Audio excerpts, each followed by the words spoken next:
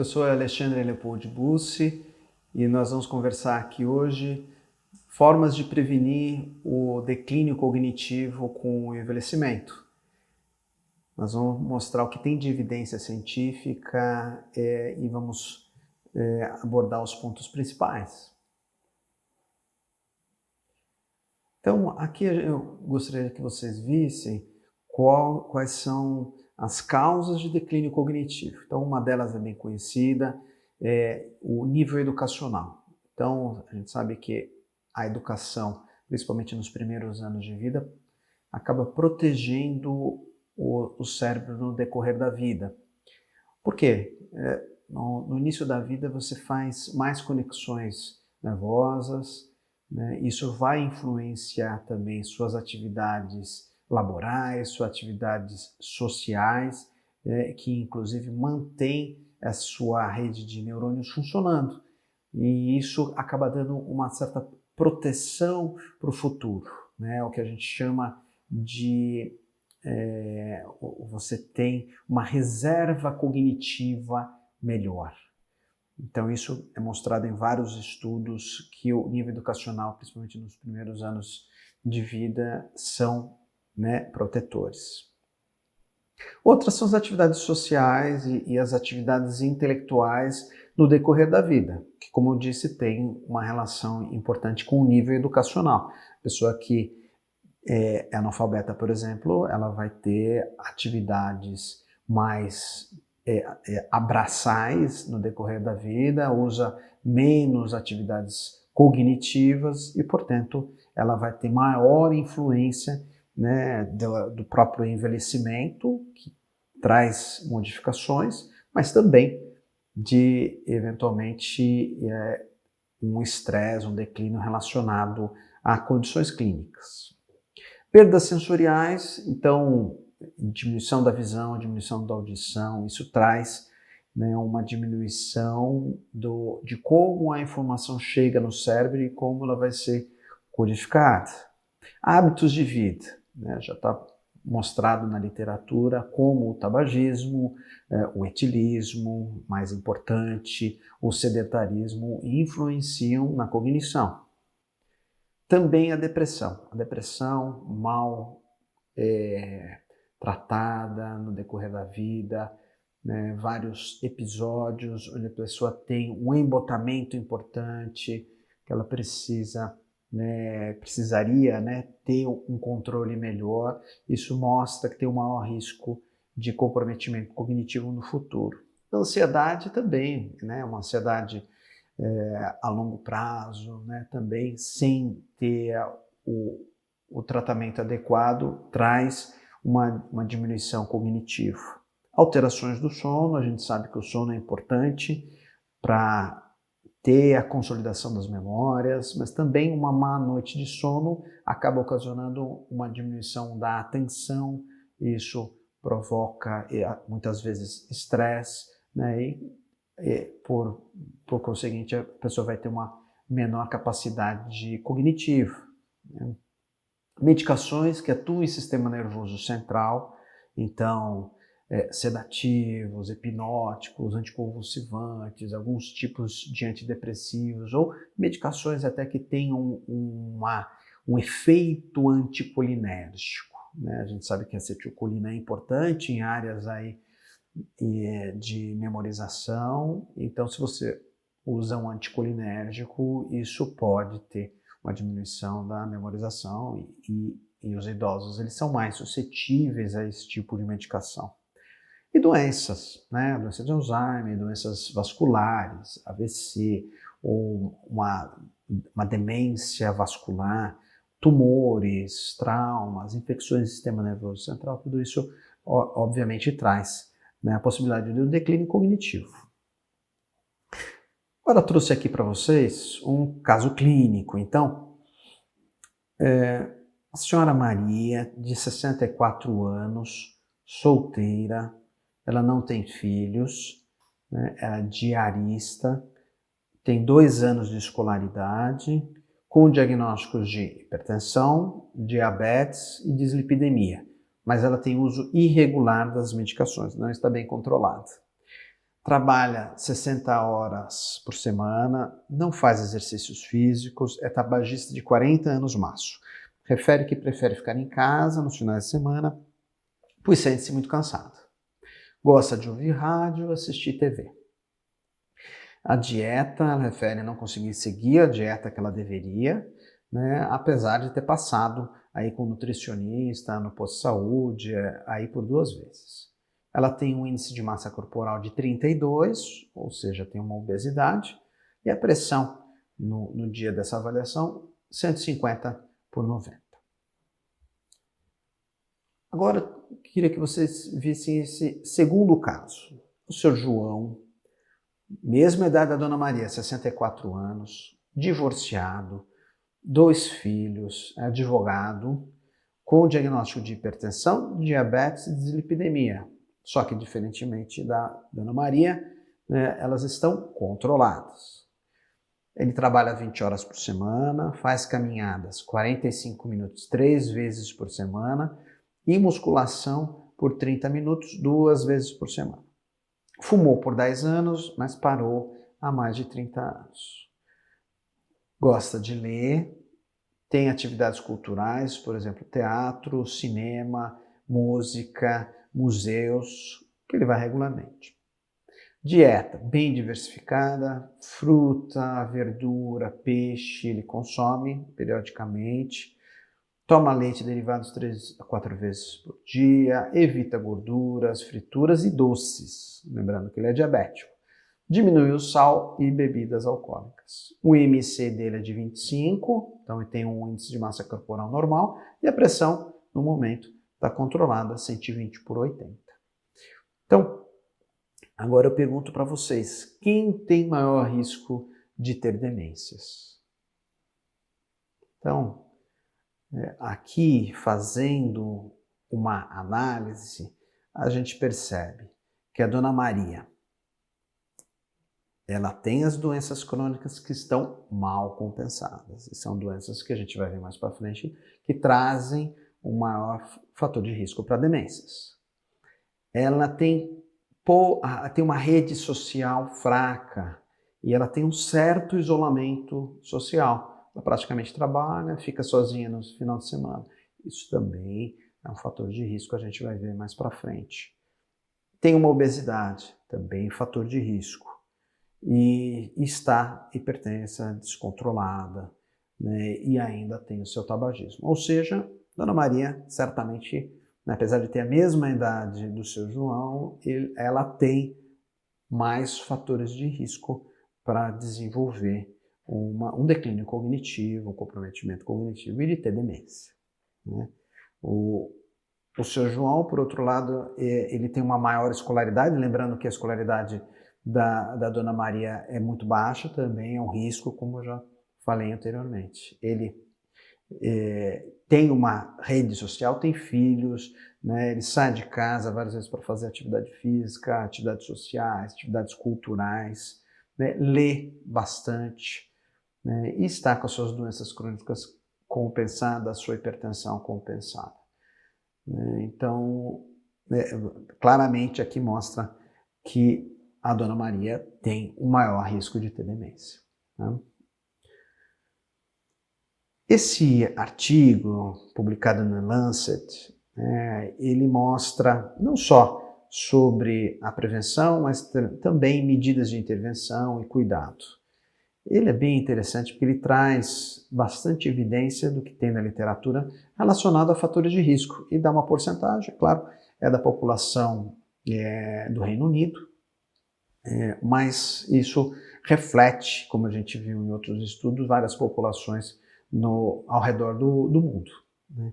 Então ele mostra como a baixa escolaridade tem uma porcentagem significante que influencia a perda cognitiva, em torno de 7%, a obesidade, hipertensão, perda auditiva em torno de 9%, né? Então bastante significativa também. Então a baixa escolaridade seria nas idades iniciais, a obesidade, hipertensão e perda auditiva na meia-idade, e abaixo o diabetes, o isolamento social, o sedentarismo, depressão e tabagismo, né, em idades mais avançadas.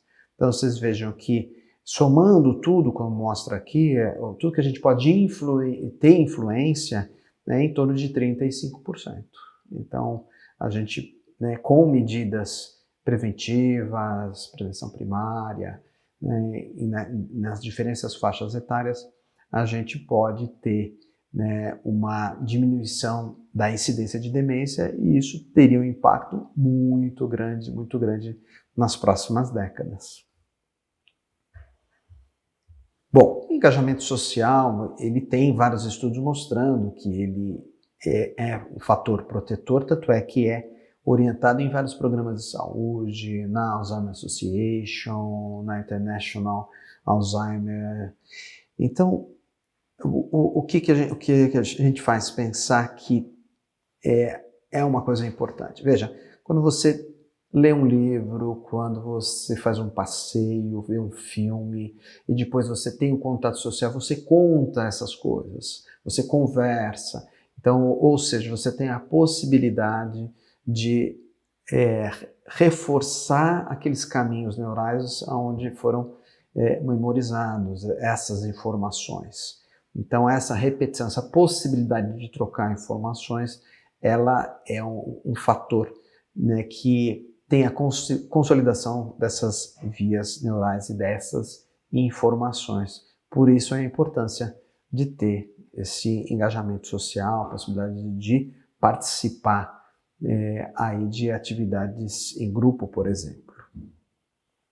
Além do mais, né, o convívio social, isso traz também elementos emocionais. Então, o fato de ter as suas memórias relacionadas a fatos emocionais, isso aumenta a consolidação da memória, aumenta a possibilidade dos eventos ficarem na sua memória autobiográfica, por exemplo.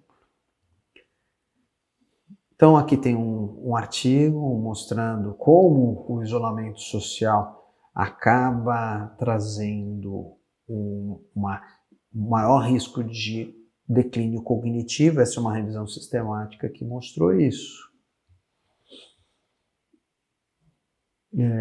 Foram acompanhados 5.000 idosos nesse estudo japonês por 4 anos e mostrou que aquelas pessoas que conversavam diariamente teve quase metade do risco de desenvolver demência nesse acompanhamento de 4 anos. As pessoas que dirigiam carro, mostrando que tinham mais atividades, também a diminuição aí próxima a 40% do risco de ter demência. Pessoas que faziam compras, também uma diminuição próxima a 40%. E as pessoas que continuavam trabalhando, uma diminuição de risco em torno de 30%, mostrando realmente como essas atividades, né, de vida diária, que envolvem, né, a sociabilização, acabam tendo um fator de proteção. Né? Além disso, existe um propósito, existe uma motivação que acaba tendo também esse fator protetor, eventualmente. Aqui atividades também prazerosas, hobbies, né, e também atividades de leitura. Também esse outro estudo envolvendo 900 idosos que foram acompanhados durante 2 anos, mostrou também uma redução de 15% a 20% de incidência de demência naqueles que tinham engajamento com essas atividades. Esse outro estudo mostra como é interessante que 200 idosos que foram randomizados, aqui então um estudo de intervenção, né, e eles tiveram contato, o grupo intervenção, com atividades de dança e também de instrumentos musicais. E também teve uma melhora significativa desses pacientes após 1 ano de atividade, na memória e na cognição global, né, quando comparado àqueles que só tiveram palestras, né, durante o estudo. Bem interessante esse estudo também. Aqui, particularmente aqueles idosos que tiveram envolvimento com instrumentos, mesmo que estivessem aprendendo instrumentos musicais, teve um pouco mais de melhora com aqueles que só tiveram atividades de música sem ter ser relacionado com eles tocando os instrumentos. Atividade de leitura, né? Quando a gente vai pensar atividade de leitura, a gente vê que é uma atividade que envolve várias áreas cerebrais, né? Quando a gente vai ver estudos de imagem, né, ressonância funcional, por exemplo, dá para perceber que existe ativação de várias áreas cerebrais durante a atividade de leitura, né? Então, aquelas atividades, né, a memória que a gente usa no dia a dia acaba sendo reforçada pela atividade de leitura. Memória de trabalho, atenção, né, atenção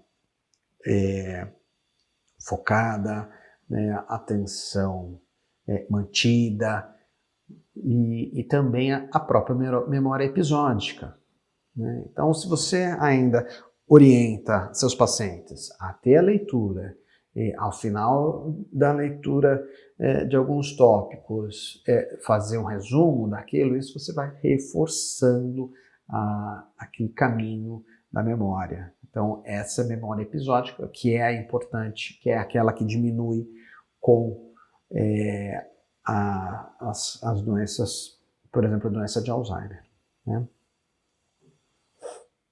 E perda auditiva. Já mostrei anteriormente naquele estudo inglês que a perda auditiva é muito importante, né, para a preservação da cognição, né? E a gente tem que ficar atento atualmente, né, que as pessoas estão cada vez mais usando os fones de ouvido e os fones de ouvido acabam sendo também deletérios. Então há uma preocupação muito grande com essa geração, né, da meia-idade atual, se eles não tiverem uma proteção adequada, né? Então, a perda auditiva, é lógico, vai diminuir, né, aquela possibilidade, né, de ter as informações e de codificar essas informações.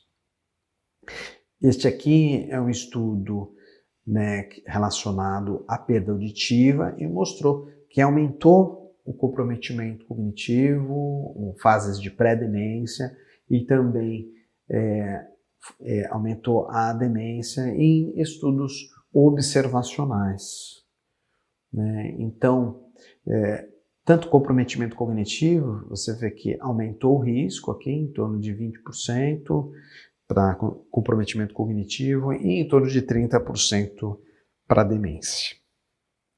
Tem outros estudos também, tem estudos em andamentos com a protetização para verificar se existe a prevenção, quando faz a protetização, se realmente evita as demências, né, com o tratamento adequado. Se a gente for pensar na fisiologia, se você não tem aqueles impulsos elétricos em áreas da audição, e a gente sabe que são áreas temporais e são áreas próximas a outras vias relacionadas à memória auditiva, então isso vai atrofiando e isso vai fazer falta no futuro, diminui a reserva cognitiva e fica mais propenso, né, eventualmente a alterações, né, que acabam influenciando na cognição. Outra questão é o risco cardiovascular. Então a gente sabe que os fatores de risco cardiovascular, eles aumentam a chance de demência vascular. Isso a gente sabe. Mas também aumentam o risco de demência de Alzheimer. Então esses mesmos fatores também são fatores importantes para o aumento de incidência da demência de Alzheimer também, né? Então, o controle da hipertensão a níveis adequados, o diabetes acaba tendo uma influência muito grande, né, nesses dois tipos de demência, a obesidade, o cigarro, o tabagismo, fibrilação atrial, a gente cada vez mais, né, precisa realmente, aqueles pacientes que não têm contraindicação, fazer a anticoagulação, que isso vai prevenir a cognição no futuro, não só a AVC, mas a cognição também, né? A apneia do sono, a gente sabe que a apneia do sono, né, a curto prazo, a gente vê alterações aí em funções executivas, em atenção, então eles têm, a apneia do sono mal controlada tem um impacto também importante na cognição. E depressão, né? Depressão a curto prazo traz realmente uma diminuição funcional, né? Mas a longo prazo também acaba trazendo uma diminuição da cognição, quando não é bem tratado. E é claro que a gente sabe que também a depressão ela pode ser ela pode vir na fase pré-clínica da demência, como se fosse um pródromo da demência de Alzheimer, por exemplo, né? Então, isso no decorrer do curso a gente vai ver, né, como a gente pode, de certa forma, diferenciar do que é uma depressão, mesmo levando a comprometimento cognitivo, de uma depressão como um pródromo de um comprometimento cognitivo. O estresse a curto prazo pode até melhorar o desempenho cognitivo, uma situação como se a gente tivesse uma situação de fuga, né? Você precisa realmente de mais atividades para desempenhar alguma coisa rapidamente, né? Ou a longo prazo isso pode acarretar uma diminuição do desempenho cognitivo, né? Principalmente os vários tipos de atenção que vocês já tiveram na aula anterior. Aqui é interessante, quanto mais aumenta os fatores de risco para a doença cardiovascular, maior é a chance de ter um quadro de demência. Isso fica claro. Outra questão importante é a dieta. Então, vários estudos têm mostrado, né, que a dieta do Mediterrâneo, por exemplo, né, traz uma prevenção de eventos cardiovasculares. E daí começaram a fazer subanálises desses estudos e mostraram que alguns, né, estudos, né, com a dieta do Mediterrâneo também teve diminuição da incidência de demência. E daí passaram a fazer estudos propriamente, né, para verificar, né, em estudos observacionais, a princípio, se existia um fator de proteção, e realmente foi mostrado, e depois em estudos, né, de intervenção randomizados, mostrando uma diminuição, né, da diminuição cognitiva, né, uma diminuição da incidência de demência quando tem uma adesão adequada a esse tipo de dieta. E o que é a dieta do Mediterrâneo?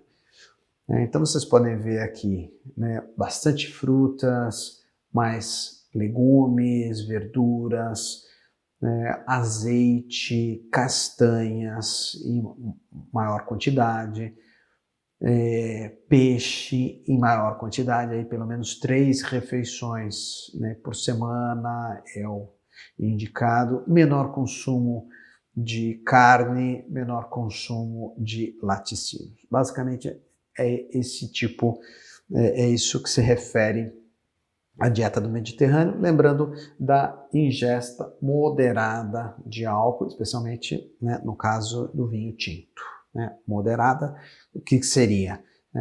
Até uma taça de vinho para as mulheres por dia, até 2 taças de vinho para os homens.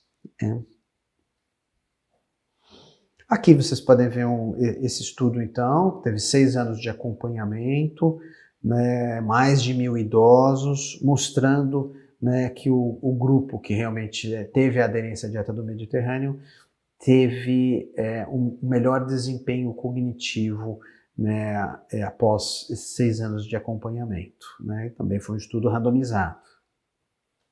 Esse é um outro estudo, né, com 500 idosos, também teve dieta do Mediterrâneo num braço, né, também com o um estímulo para aumento do azeite e das castanhas, e após 4 anos mostrou uma melhora significativa da cognição global e também de vários pontos da bateria neuropsicológica. Então, essa é o tipo de dieta. Existem outros tipos de dieta também que foram estudados, a MIND é uma delas, mas a do Mediterrâneo que tem mais estudos e mais evidências. Então, como eu falei antes, né, alta ingestão de frutas, cereais, legumes, baixo consumo de gorduras saturadas, isso é importante, né, e azeite acaba sendo a principal fonte de gordura, né, um aumento do consumo de peixe, uma ingestão moderada de laticínios, né, e de preferência o iogurte, queijo, né, baixo consumo de carne vermelha, né, e produtos à base de carne, e a quantidade moderada de álcool, como eu falei anteriormente. A atividade física. A atividade física tem sido estudada há bastante tempo. Primeiro em estudos observacionais, vocês podem ver aqui nesse slide, que todos esses estudos estão do lado esquerdo da curva, ou seja, mostrando que o exercício físico é protetor para a cognição.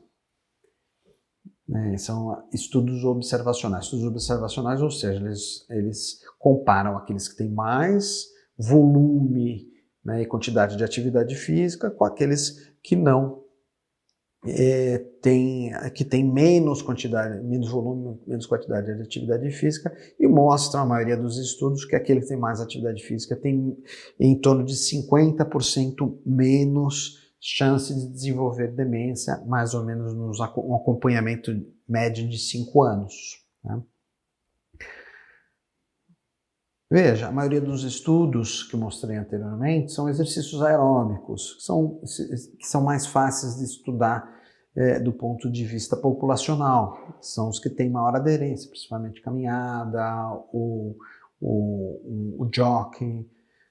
Aqui eu mostro também a importância que tem vários estudos mostrando que o Tai Chi Chuan, né, o yoga, ou mesmo dança, trazem também benefícios. Mas é claro, esses estudos acabam tendo uma menor quantidade de estudos e também um N, de certa forma, limitado. Então, o nível de evidência para esse tipo de atividade física, a gente não tem como comparar com os dos exercícios aeróbicos. Então, veja, esse tipo de exercício, por exemplo, o Tai Chi, o Yoga, ele tem um outro componente que não só o movimento, mas também o componente do corpo-mente, também tem o aspecto da meditação. Né? E meditação também já foi mostrada, eu vou falar mais para frente, que tem um impacto positivo na prevenção. Aqui, vejam que eu coloquei esses tipos de exercícios para mostrar também um outro aspecto que é importante e já foi demonstrado, que é a sociabilização. Possibilidade de trazer esses exercícios, de aumentar a sociabilização daquela pessoa que está envelhecendo, né, traz 2 benefícios, não só o da atividade física, mas também o da sociabilização. Então, eles devem ser levados em consideração e podem ser, vamos dizer assim, colocados dentro de um programa de exercícios físicos durante a semana. Né? Vou falar mais sobre isso em breve. Aqui o meu estudo de doutorado, nós fizemos a seleção de idosos com comprometimento cognitivo leve, ou seja, um estágio pré-demência, não dá para fazer o diagnóstico de demência, mas tem um risco maior de desenvolver demência no futuro, e nós fizemos um programa de 9 meses de exercícios resistentes, exercícios de força em aparelhos. Vejam aqui por esse gráfico como teve uma melhora significativa da força, em torno de 200% em alguns tipos de exercícios, como por exemplo esse aqui é o leg press. Mas a gente fez o programa com 6 tipos de exercício envolvendo grandes grupos musculares. Então, Aqui, no caso, era o leg press, mas também teve peitoral, dorsal, lombar, abdominal, né? Todos esses exercícios faziam um programa que seriam 2 vezes por semana, né? E vejam que a gente fez um teste que avaliava a memória do dia a dia, e o grupo que fez os exercícios resistidos teve uma melhora significativa aí no 9º mês de intervenção. Então, a gente mostra aqui que os exercícios resistidos também têm um papel. Tem outros estudos na literatura, já tem revisões, né? Esse estudo inclusive entrou numa revisão sistemática aí, com mais outros 15 estudos, né? E as evidências também estão aumentando para esse tipo de exercício com uma forma de prevenção cognitiva, né? Atualmente também tem outros estudos mostrando dados conflitantes e tem vários outros estudos, né, de intervenção com uma população maior que estão em andamento. Para atividades cognitivas, então a gente sabe que tem vários tipos de atividade. Então existe o treinamento cognitivo, existem jogos que são feitos, atividades, por exemplo, sudoku, palavra cruzada, né, que cada um deles mostra uma melhora naquela atividade específica e não necessariamente nas atividades de vida diária. Então, para ter realmente uma inserção nas atividades diárias, precisa ter um programa bem pensado, bem personalizado para aquela pessoa, né, analisando as queixas que ela tem e fazendo realmente uma estimulação cognitiva, né, que é direcionada para aquele paciente. Precisa ter uma avaliação adequada e tudo isso. Mais para frente, durante o curso, né, isso vocês vão ter também uma aula específica sobre isso.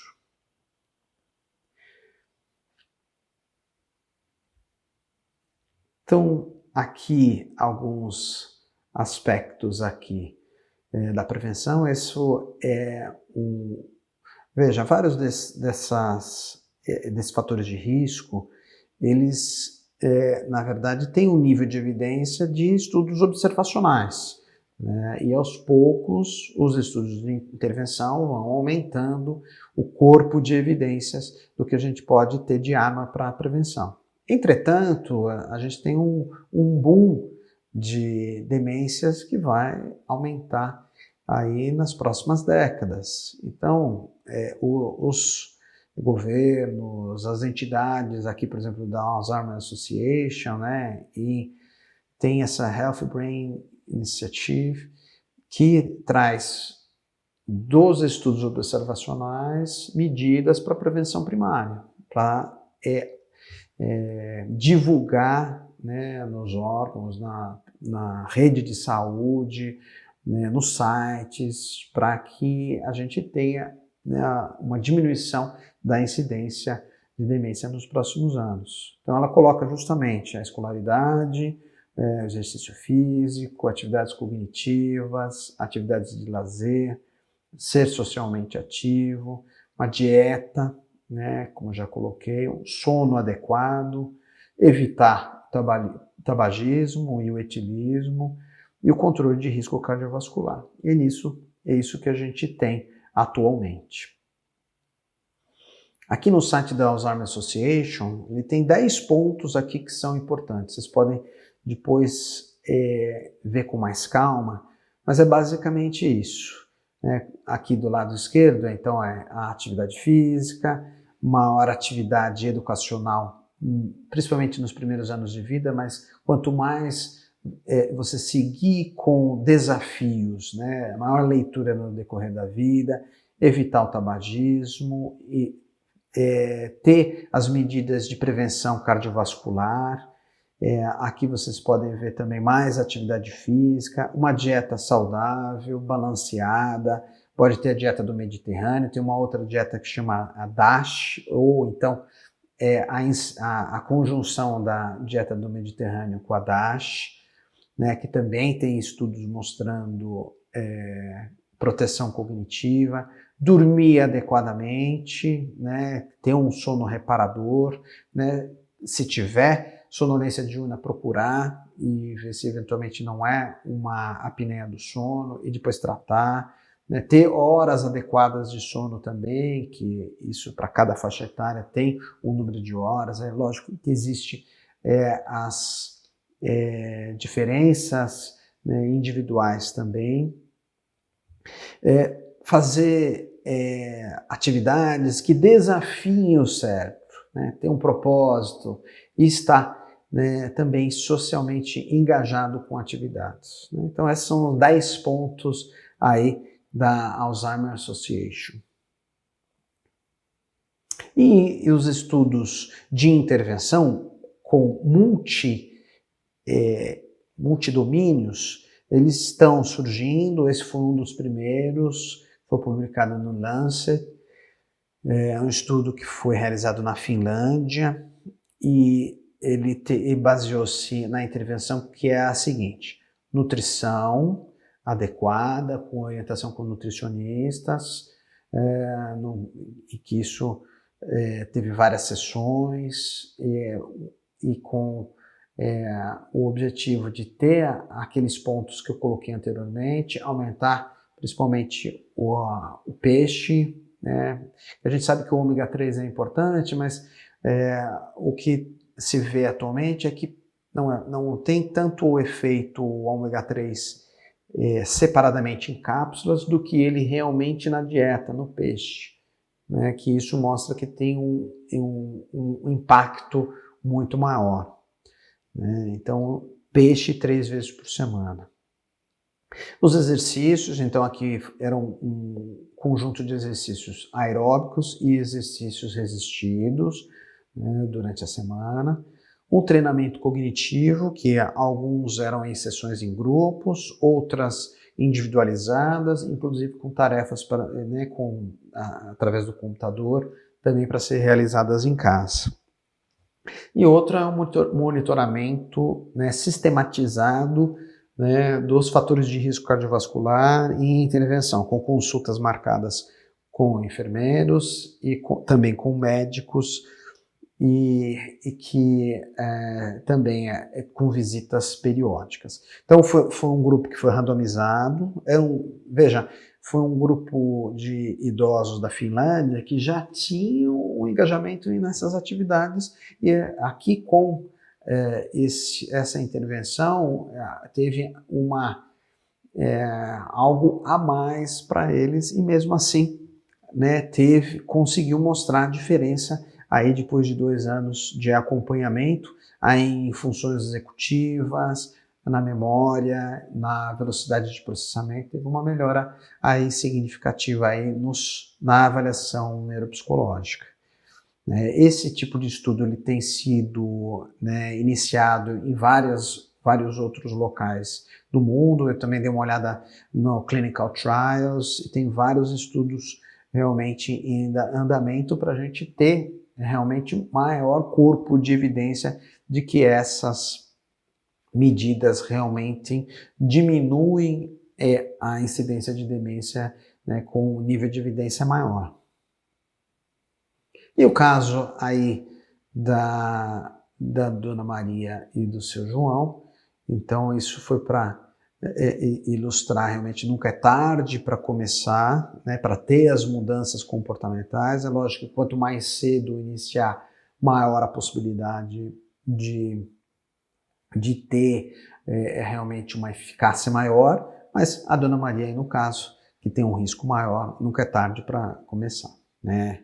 Ela pode mudar o seu estilo de vida e ter um impacto, né, importante na sua vida. Esse aqui é para mostrar, a gente faz na nossa clínica um check-up da memória, né? E veja, quando a gente vai dar um relatório para quem vem fazer esse check-up da memória, a gente coloca assim quais são os fatores, por exemplo, exercícios físicos, né, a questão social e lazer, a alimentação, né, o tabagismo, a audição, sono, depressão. ansiedade traz e o risco cardiovascular, os fatores cardiovasculares. E daí a gente traz aí um risco baixo, médio ou alto, e depois a gente vai fazendo um acompanhamento para diminuir o risco. Então, não adianta só colocar para os pacientes quais são os riscos, mas o acompanhamento, né, as intervenções, né, para que ele possa entender realmente o impacto que vai ter, isso é fundamental. Então, aqui para dar o fechamento, esses são, né, os pontos principais que devem ser, a gente deve atuar e é possível modificar e trazer um impacto aí que é imenso, porque a quantidade de pessoas sobre risco é muito grande, só vai aumentar com o envelhecimento populacional. Então era isso que eu tinha para falar para vocês sobre prevenção cognitiva. Muito obrigado e até a próxima.